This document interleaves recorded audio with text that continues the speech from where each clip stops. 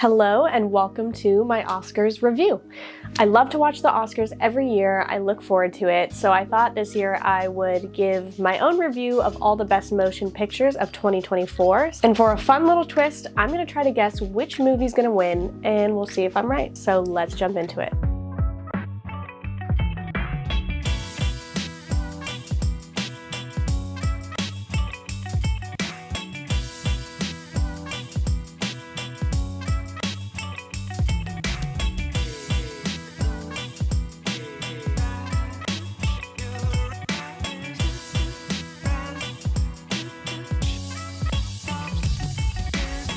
All right, first up, we've got The Holdovers. This is about an instructor who stays on campus to take care of some of the kids. He forms a bond with one of the damaged but brainy kids, as well as the cooks, and it is so touching. Let's jump into my review. I thought the directors did an amazing job. This film takes place during the 70s, and I love the cinematography they did. Absolutely brilliant. I'm gonna give this a 9 out of 10. The relationships that were formed were so touching, and you could really just feel the heartfelt love that was poured into this film. Next up is American Fiction. This was an absolute delight to watch with a top-notch cast. It wasn't just a story, but a whole experience watching the film, and I really enjoyed it.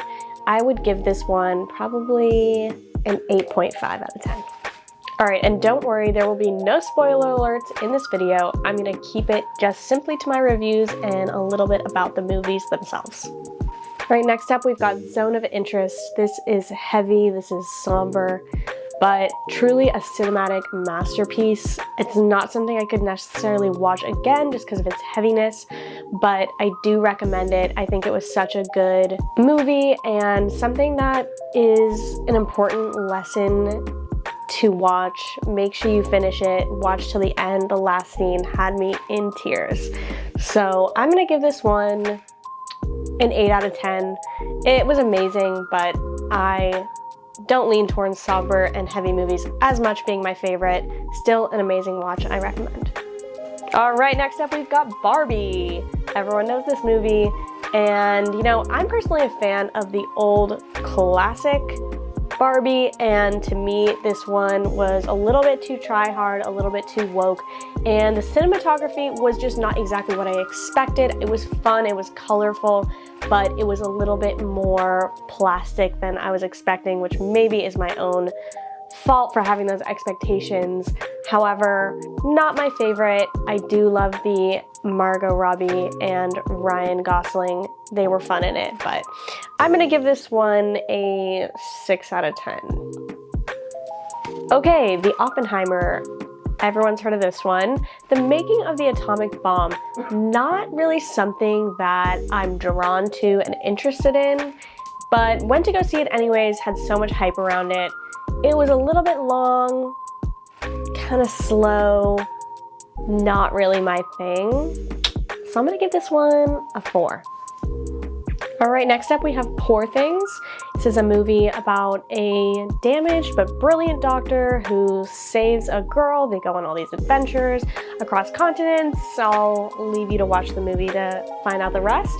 But I would give this one a 7 out of 10. I thought the adventure was fun. I loved the character Godwin. He kind of tipped his hat off to Frankenstein, was just like a freaky, crazy, brilliant scientist, and I thought that was super fun. The cinematography and scenes and costumes were all great, so I'm sticking with my 7 out of 10 for this one though. Go watch it. All right, Past Lives. This is about two deeply connected childhood friends who reunite later in life, a romantic drama, which is one of my favorite genres. So let's jump into my review. So a film that would not necessarily make my watch list after watching the trailer, but I decided to give it a watch anyways, and its cultural richness really had me intrigued. I felt that they did a great job displaying that and showing the connection. I don't want to give anything away with my review, so I'm just going to go ahead and say I'm giving this one an 8.5 out of 10. Anatomy of a Fall. I love a thriller crime mystery. This movie's about a woman that is suspected of her husband's murder and their blind son left as the sole witness. I will leave it at that. Very, very interesting. I don't want to give anything away, so I'm just gonna let you think about it and give this a 9 out of 10. Maestro? Well, that's the next one up. Romantic musical. I don't usually love a musical, but I will say that this was pretty good. The music was brilliant if you can appreciate what goes behind making music. I also thought the relationship was very captivating, so I'll give this one a 7 out of 10. Killers of the Flower Moon. I was so hyped to see this movie. I love Leonardo DiCaprio. He just never disappoints. I'm gonna give this one a 10 out of 10. Go watch it. All right, thanks for watching my Oscars 2024 nominee for Best Picture Movie Review. I hope you guys enjoyed this, and I'll see you next time.